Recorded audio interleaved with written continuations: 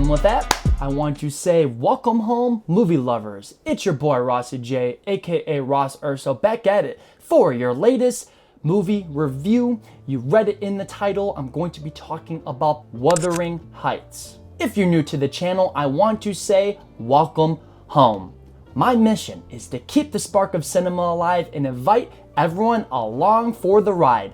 Whether you're a movie fanatic like myself, or you're simply wanting to know whether you should watch a movie or not, consider yourself home and you got a friend in me. If you enjoyed this video, consider hitting subscribe button. I just kickstarted this YouTube channel. It would be very much appreciated. And on that note, be sure to follow your boy on all of my social media pages. I am putting in a very honest effort to be consistent on all of those.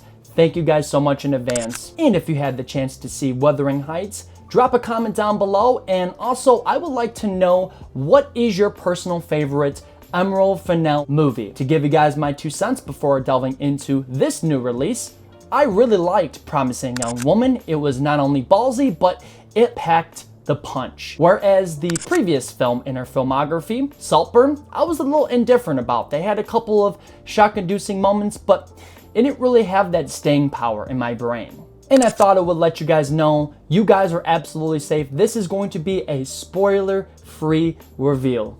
Now, what on earth is this movie about? Let me tell you. Wuthering Heights is, of course, directed by Emerald Fennell and stars Margot Robbie and Jacob Elordi. As tragedy strikes when Heathcliff falls in love with Catherine Earnshaw, a woman with a wealthy family in 18th century England. And that is going to be the cookie cutter premise of Wuthering Heights. Now, cutting right to the chase, I can't quite put my finger on it. Oh yeah, I'm leaning somewhere in the gray with this film. Huh? Oh, brother, this guy stinks! This film has a very solid centerpiece, but the arrangement, on the other hand, is quite patchy and rough around the edges. And what I mean by this is there are narrative pockets throughout the film that I was enjoying. I was sucked into this story, but the majority of it meandered and was a bit too soppy for my own personal taste. To start off with the positives, this is stating the obvious and feels like the surface level thing to talk about, but it certainly does need to be addressed.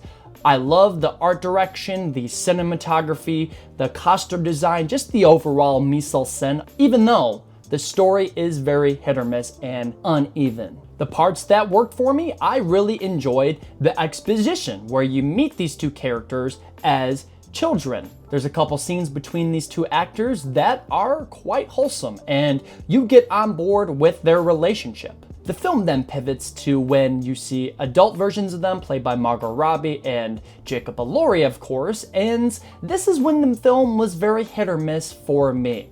I thought the film was at its best when it was stacking brick on top of brick on top of brick, separating these two characters. And of course you gotta talk about all the steamy moments. There are a couple scenes in particular that were quite tense. So I have to give Fennell credit where credit is due. But there's this stretch in the middle act where I did feel like it was dancing around where it was going and it was very one-noted and I was like, okay, we're beating a dead horse, I get the point.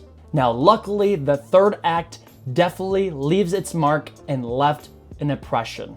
Fennell's efforts up until this point have a couple of those shock-inducing moments to add that dramatic effect and to get people talking. One of the things I really liked about her directorial debut with Promising Young Woman is that finale definitely sent chills down my spine, lived rent-free in my head, and it was built upon. Whereas Saltburn, the last film she came out with, there were a couple moments that were just weird to be weird, and like I said, get people to be talking. Wuthering Heights has more in line with that film than Promising Young Woman. And specifically what I didn't enjoy, which I did do my research after watching this film, wasn't even a part of the original book. And I'm not gonna be one of those snobs that was like, oh, that's incorrect, that's not in the book, so it shouldn't be in the movie.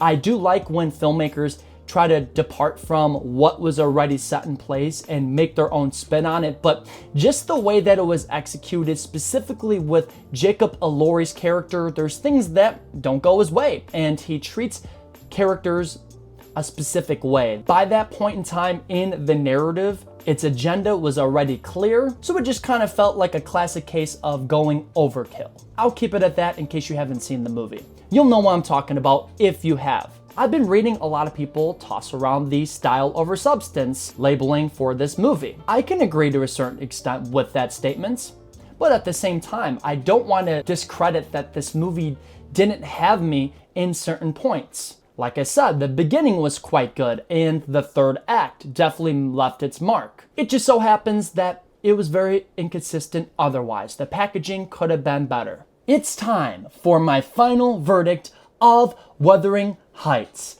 Drum rolls, please. All things considered, I'm going to be giving Wuthering Heights a...